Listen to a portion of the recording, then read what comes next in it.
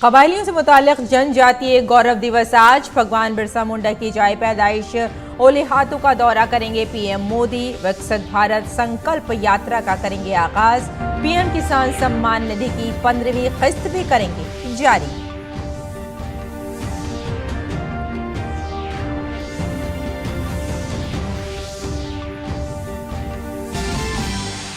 आज मध्य प्रदेश और छत्तीसगढ़ में असेंबली इंतखाबात के दूसरे मरहले के लिए तशहीरी मुहिम हो जाएगी खत्म। तेलंगाना में उम्मीदवारों की कागजात नामजदगी वापस लेने का आज है आखिरी दिन।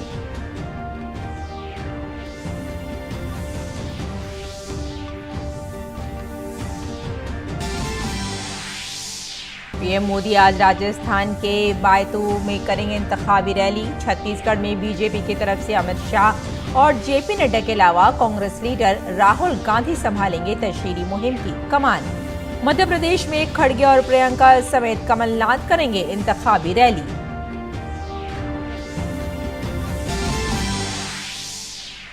कमर्शियल कोयले की कानू की नीलामी का 8वां दौर आज से होगा शुरू। फरोख्त के लिए होंगे 35 कोल ब्लॉक्स।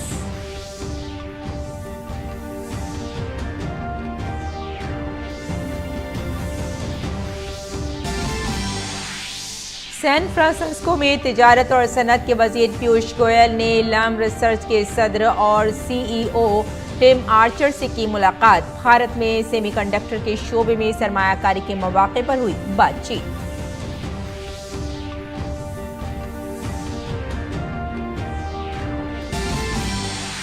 इसराइल और हमास तनाज़े के दरमियान इसराइल की फौज का अल-शिफा अस्पताल पर धावा। हमास को हथियार डालने के लिए कहा। अमेरिका के पास भी हमास के खिलाफ सबूत मौजूद।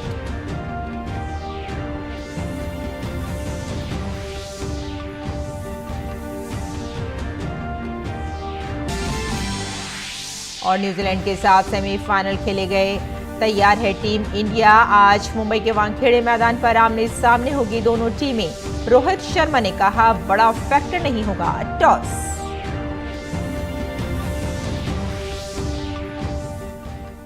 आदाब नाज़रीन, खबरनामे में आपका इस्तकबाल है। मैं हूं आपके साथ रेशमा फारूकी। आइए तफसील से आप खबरों पर नजर डालते हैं। वज़ीर आज़म नरेंद्र मोदी झारखंड के अपने 2 रोज़ा दौरे के एक हिस्से के तौर पर आज राज्य में भगवान बिरसा मुंडा मेमोरियल पार्क और फ्रीडम फाइटर म्यूजियम का दौरा करेंगे। इसके बाद वो भगवान बिरसा मुंडा की जाए पैदाइश अलीहतो गांव पहुंचेंगे, जहां वो भगवान बिरसा मुंडा के मुजस्समे पर गुलहाए अक़ीदत नज़र करेंगे। वज़ीर आज़म खूंटी में 3रे जनजातीय गौरव दिवस की याद में मुनक़िद प्रोग्राम में शिरकत करेंगे। इस दौरान वज़ीर आज़म विकसित भारत संकल्प यात्रा और वज़ीर आज़म के खुसूसी कमज़ोर कबायली ग्रुप मिशन का आगाज़ करेंगे। वज़ीर आज़म मोदी प्रधानमंत्री किसान सम्मान निधि मंसूबे की 15वीं किस्त भी जारी करेंगे और झारखंड में कई तरक्याती प्रोजेक्टों का इफ्तिताह और संग बुनियाद रखेंगे और उन्हें कौम के नाम वक्फ करेंगे। वज़ीर आज़म नरेंद्र मोदी ने भगवान बिरसा मुंडा को उनकी यौम पैदाइश पर खराज अक़ीदत पेश किया है। एक्स पर अपने पैगाम में उन्होंने कहा, भगवान बिरसा मुंडा जी को उनके यौम पैदाइश पर खराज अक़ीदत। कबायली फ़ख्र के दिन के इस खास मौके पर मुल्क भर में मेरे ख़ानदान के अरकान को ढेरों नेक ख्वाहिशात। आज झारखंड का यौम तासीस है। वज़ीर आज़म नरेंद्र मोदी ने रियासत के लोगों को मुबारकबाद दी है। उन्होंने इस मौके पर कहा कि झारखंड अपने मादनी वसाइल के साथ साथ कबायली समाज की हिम्मत, बहादुरी और इज़्ज़त नफ्स के लिए भी मशहूर है। यहाँ के मेरे ख़ानदान के अफराद ने मुल्क की तरक्की में अहम किरदार अदा किया है। रियासत के यौम तासीस पर उन्हें मुबारकबाद देता हूँ और रियासत के रोशन मुस्तक़बिल के तई नेक ख्वाहिशात का इजहार करता हूँ। मध्य प्रदेश असेंबली इंतखाबात के लिए वोटरों को वादों, दावों, जलसों, इल्ज़ामात और जवाब इल्ज़ामात से राग़िब करने का आज आखिरी दिन है। इंतखाबी मुहिम आज शाम अपने अख्ताम को पहुंच जाएगी। तमाम पार्टियों के क़द्दावर लीडरान आज अपनी पूरी ताकत झोंक देंगे। भारतीय जनता पार्टी के कई सीनियर लीडर रियासत के मुख्तलिफ अज़ला में इंतखाबी जलसे करेंगे।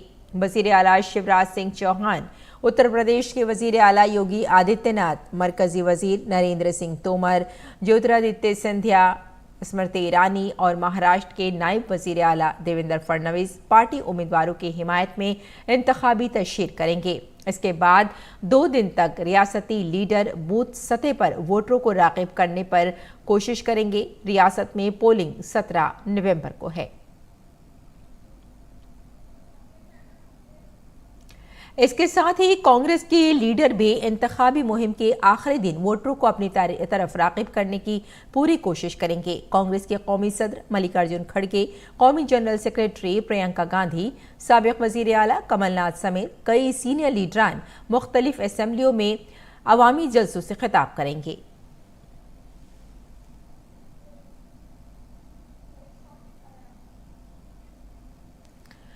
और किसी भी रियासत का नौजवान अपनी हुकूमत से मुनासिब रोजगार और अच्छी तालीम की तवक्को रखता है। मध्य प्रदेश के नौजवान वोटरों की भी यही मसाइल हैं। हमारे नामानिगार आदित्य श्रीवास्तव ने ये जानने की कोशिश की कि किस तरह कांग्रेस और बीजेपी इस असेंबली इंतखाबात में नौजवान वोटर्स के दरमियान अपनी जगह बनाने की कोशिश कर रही है।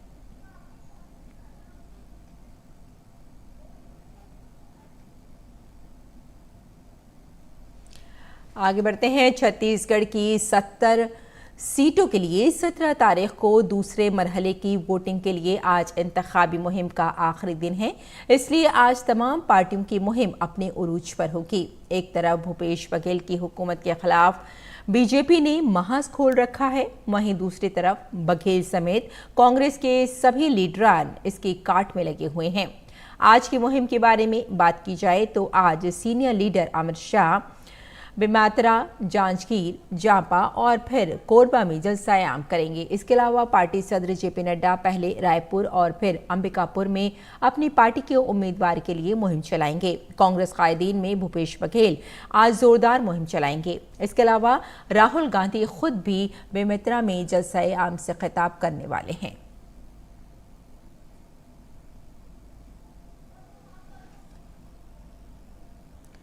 और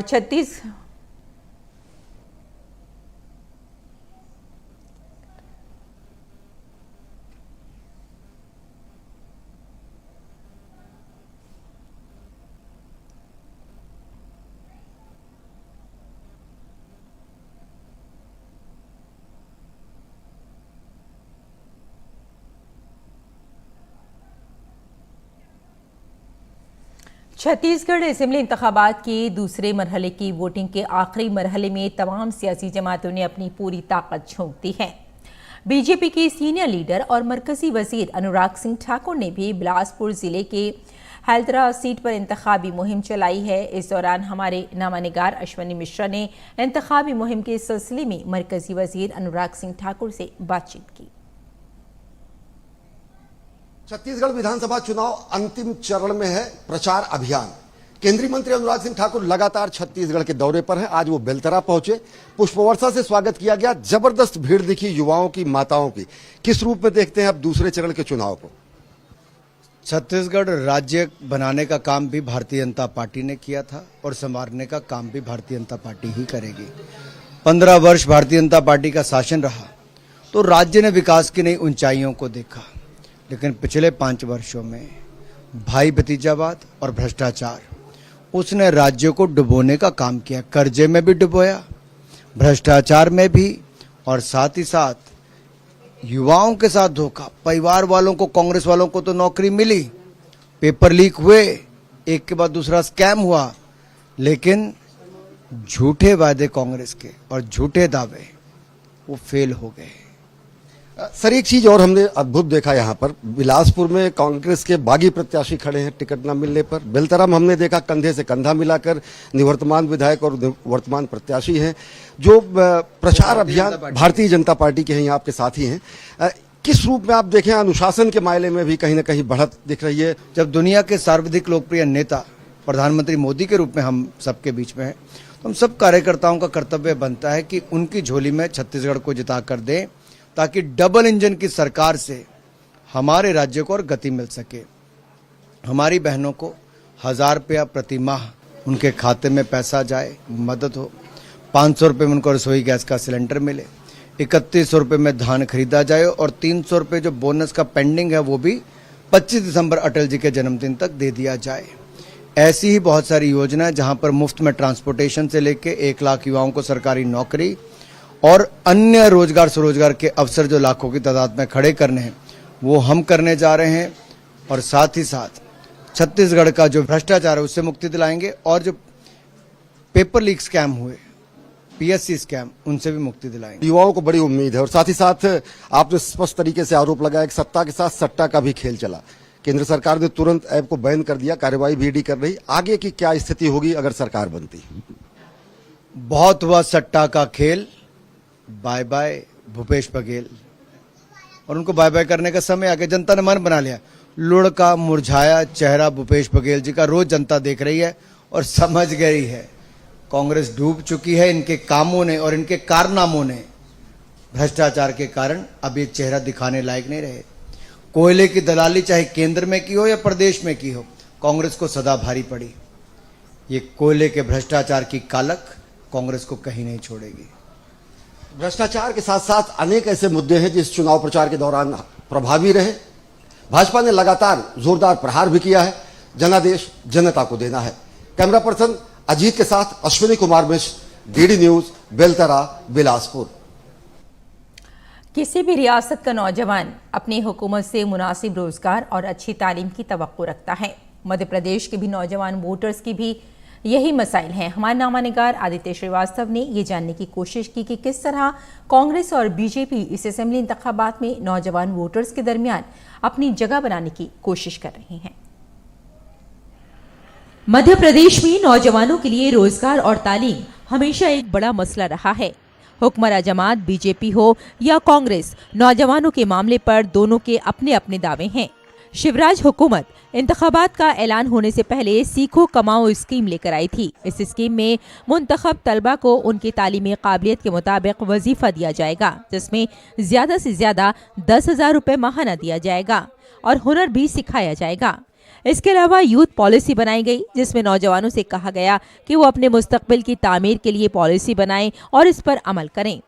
रियासत के वजीर आला शिवराज सिंह चौहान का दावा है कि उन्होंने हजारों नौजवानों को न सिर्फ नौकरियां दी हैं, बल्कि उन्हें खुद रोजगार से जोड़ने के लिए कई स्कीमें भी बनाई हैं।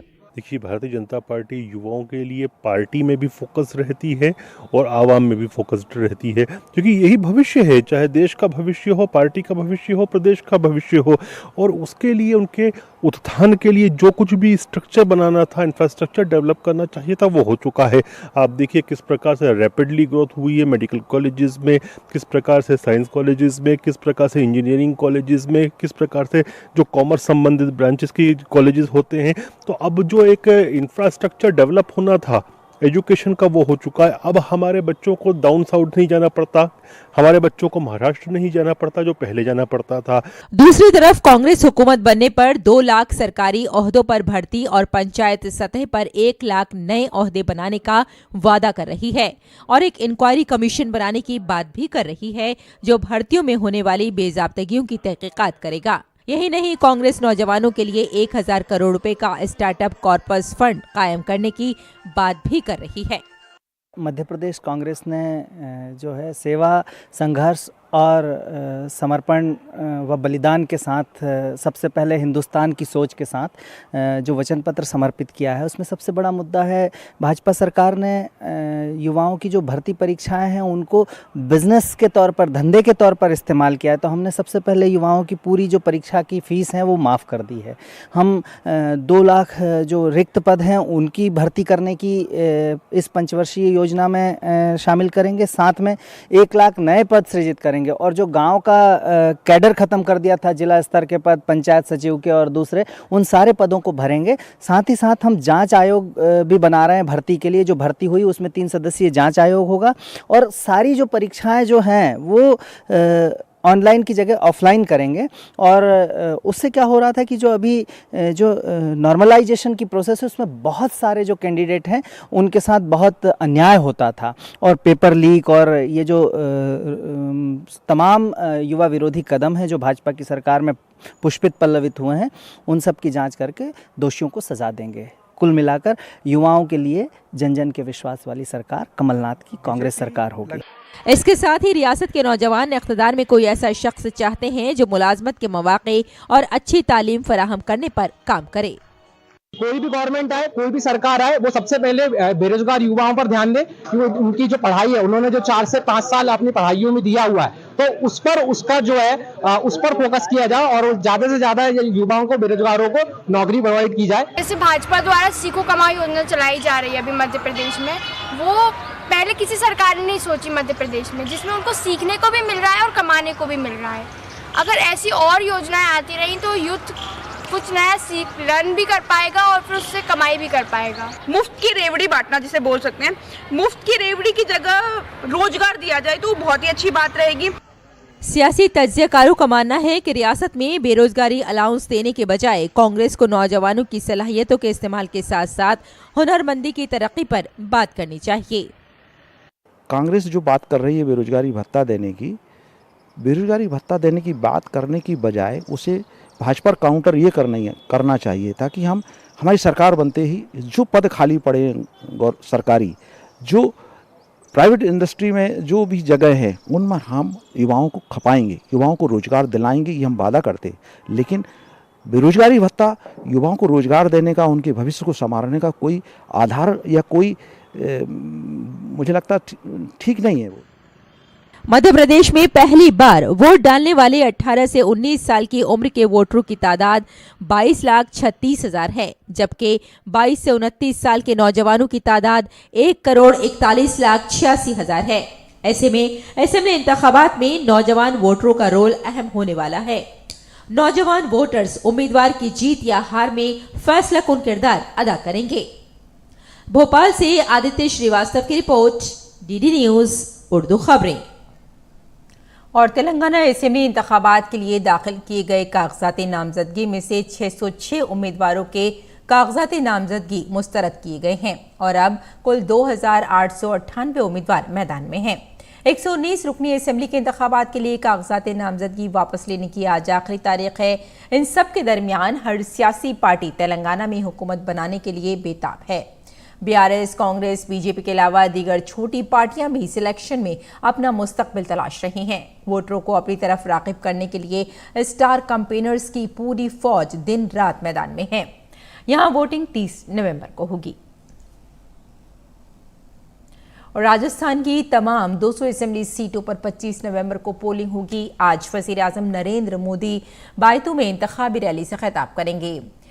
बायतू में सैरुकी मुकाबला देखा जा रहा है। मगरबी राजस्थान के जाट लैंड में बाड़मेर की बायतू असेंबली सीट पर कांग्रेस और आरएलपी ने 2018 के इंतखाबात के उम्मीदवारों को फिर मैदान में उतारा है। वहीं इस बार बीजेपी ने नए चेहरों पर भरोसा करते हुए बालाराम मुंड को मैदान में उतारा है। कांग्रेस ने हरीश चौधरी को बायतू असेंबली सीट से अपना उम्मीदवार बनाया है।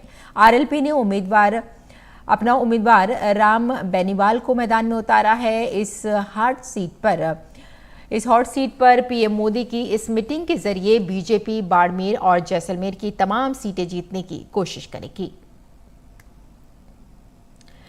और कोयले की वजारत आज से तिजारती कोयला कानों की नीलामी का 8वां दौर शुरू करने जा रही है। नीलामी के आइंदा दौर में बोली के लिए कुल 35 कोयले की कानें होंगी, जिसमें coal mines special provision act 2015 के तहत 11 कोयले की कानें और 24 MMDR एक्ट 1957 के तहत शामिल हैं। इनमें से 14 कोयले की कानें मुकम्मल तौर पर तैयार हैं, जबकि 21 जुज़वी तौर पर तैयार हैं। मजीद बरां तिजारती कोयले के 7वें दौर की दूसरी कोशिश के तहत 4 कोयले की कानें बोली लगाने के लिए रखी जा रही हैं, जिसमें 1 CMSP कोयला कान और 3 MMDR कोयले की कानें शामिल हैं।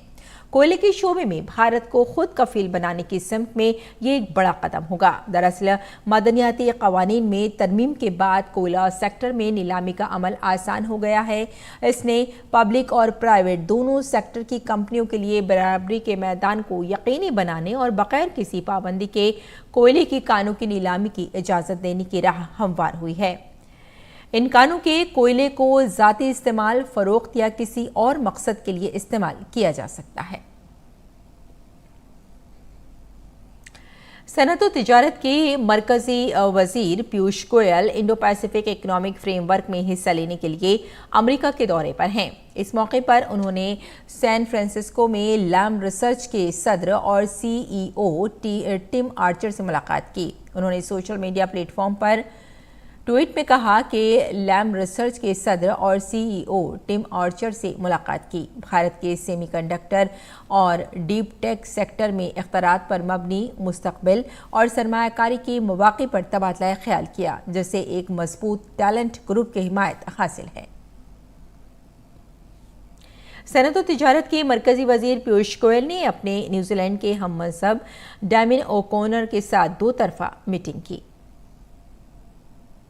पीयूष गोयल ने इंडोनेशिया के इक़्तिसादी उमूर के कोऑर्डिनेटिंग वजीर आरिलंगा हार्टाटो के साथ भी दो तरफा मीटिंग की। इस दौरान दोनों रहनुमाओं ने कई अहम उमूर पर तबादला ख्याल किया।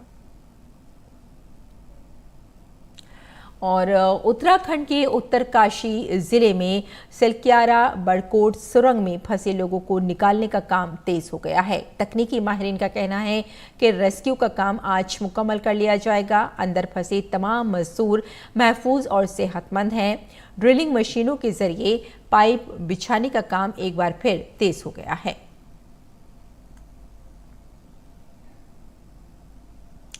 और दिल्ली एनसीआर की हवा मुसलसल जहरीली बनी हुई है। मरकजी आलूदगी कंट्रोल बोर्ड के मुताबिक दिल्ली में हवा का मयार अब भी संगीन जुमरे में है। आज AQI आनंद विहार में 430, RK पुरम में 417, पंजाबी बाग में 423 और जहांगीरपुरी में 428 रिकॉर्ड किया गया। महकमा मौसमियात की पेशगोई के मुताबिक आज से 17 नवंबर के दरमियान हवा का मयार इंतहाई ख़राब जुमरे में रह सकता है। गुज़िश्ता जुमे को वक्फे से होने वाली बारिश की वजह से दिल्ली की हवा के मयार में तेज़ी से 150 पॉइंट से ज़्यादा बेहतरी आई, लेकिन ये राहत कलील मुद्दती रही और सूरत हाल फिर से संगीन हो गई है।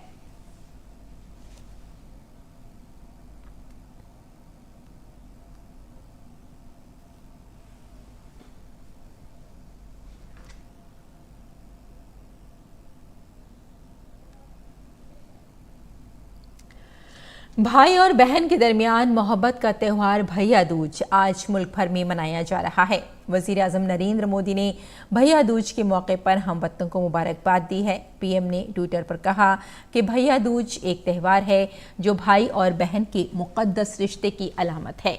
इस पर पुरमसरत मौके पर मुल्क भर के अपने अहले खाना को मेरी दिली ख्वाहिशात और मुबारकबाद।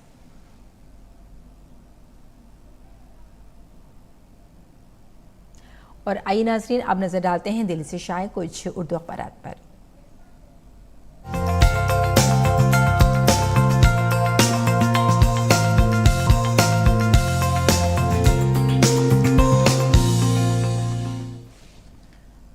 तो नाज़रीन, अखबारात के जायजे में आइए सबसे पहले बात कर लेते हैं रोजनामा राष्ट्रीय सहारा की। राष्ट्रीय सहारा की, बल्कि अगर ये कहा जाए कि उर्दू अखबारात के में जितने भी दिल्ली से उर्दू अखबारात शाये हुए हैं उनके सफ़े अव्वल की सुर्खी है कि कांग्रेस को मुल्क की कामयाबियां ना देखने की जहनी बीमारी है। वज़ीर आज़म नरेंद्र मोदी का ये बयान है। आपको बताते चलें कि कल वज़ीर आज़म नरेंद्र मोदी ने मध्य प्रदेश के बैतूल में एक इंतखाबी रैली से खिताब किया था, जिसमें उन्होंने कहा था कि पार्टी 7वें आसमान पर उड़ रही है, लेकिन लीडरों को ज़मीनी हकीकत का इल्म नहीं है। जी हाँ, उन्होंने कांग्रेस पर हमला करते हुए ये बात कही थी। और आइए अब नज़र डाल लेते हैं अगली सुर्खी पर। अगली सुर्खी भी नाज़रीन हमने इसी अखबार से ली है। बैनुल-अक़वामी फोरमों में बढ़ गया हिंदुस्तान का कद। नाज़रीन, ये आपको बता दें कि ये बयान है वज़ीर दिफा राजनाथ सिंह का। और आइए अब नज़र डाल लेते हैं रोज़नामा हमारा समाज पर। हमारे समाज की नाज़रीन ये सुर्खी है, उत्तरकाशी सुरंग में फंसे 40 मजदूरों को बचाने की कोशिश अभी जारी है। और ये भी बताया जा रहा है कि सुरंग के अंदर अभी जितने भी मजदूर हैं, जितने भी लोग फंसे हुए हैं, वो हिफाजत से हैं और उन्हें जल्द से जल्द बाहर निकाल लिया जाएगा। और आइए अब नज़र डाल लेते हैं अगली सुर्खी पर। अगली सुर्खी भी इसी अखबार की है। फतेह के रथ पर सवार टीम इंडिया का असल इम्तिहान आज होगा। जी हाँ, हिंदुस्तान और न्यूजीलैंड के माबैन आलमी कप 2003 का पहला सेमीफाइनल आज होगा और हिंदुस्तान और न्यूजीलैंड के माबैन हिंदुस्तान में होने वाला ये 40वां और कुल मिलाकर 118वां एक रोज़ा बैनुल-अक़वामी मैच होगा। और अब नज़र डाल लेते हैं रोज़नामा हिंदुस्तान एक्सप्रेस पर। नाजरीन, हिंदुस्तान एक्सप्रेस की ये सुर्खी है, प्रगति मैदान में आलमी तिजारती मेला शुरू, मरकजी वजीर ने किया इसका इफ्तिताह और बहुत जल्द ये आम लोगों के लिए खोल दिया जाएगा। और तो नाजरीन, ये था अखबारात का मुख्तसर जायज़ा और आइए अब लौटते हैं बुलेटिन की जानिब और नज़र डाल लेते हैं कुछ और ख़बरों पर। इसराइल और हमास के दरमियान तनाज़े में अल-शिफा अस्पताल एक ऐसा मरकज़ बन चुका है जिसका इस वक्त बहुत चर्चा है। अल-शिफा अस्पताल की सूरत हाल मुसलसल बिगड़ती जा रही है। गुज़िश्ता रोज़ जब लोगों ने अस्पताल से बाहर आने की कोशिश की तो उनके पैरों पर गोलियां चलाई गईं और फिर उन्हें तड़पने के लिए छोड़ दिया गया। इस दौरान इस्राएली फौजियों ने गज़ा के अल-शिफा अस्पताल पर धावा बोल दिया और हमास से हथियार डालने का मुतालबा किया है।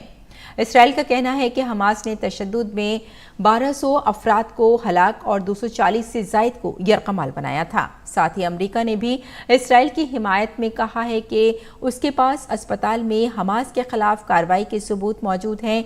अमेरिका ने हमास के अहम ओहदेदारों पर पाबंदियां भी आयद कर दी हैं। अमेरिका और इसराइल दोनों ही चाहते हैं कि हमास किसी भी तरीके से मुकम्मल तौर पर तबाह हो जाए। और भारत और न्यूजीलैंड के दरमियान एक रोज़ा आलमी कप 2023 का पहला सेमीफाइनल मैच आज मुंबई के वानखेड़े ग्राउंड पर खेला जाएगा। ये मैच दोनों टीमों के लिए करो या मरो की सूरत हाल वाला होगा। आज जो भी टीम जीतेगी वो बराह रास्त आलमी कप के फाइनल में पहुंच जाएगी। इससे कबल भारत ने लीग मरहले में अपने तमाम मैचेस जीतकर तारीख रकम की और फख्र के साथ सेमीफाइनल में पहुंची है, जबकि न्यूजीलैंड ने श्रीलंका को शिकस्त देकर सेमीफाइनल में जगह बनाई है। और आइए अब नजर डालते हैं मौसम के मिजाज पर।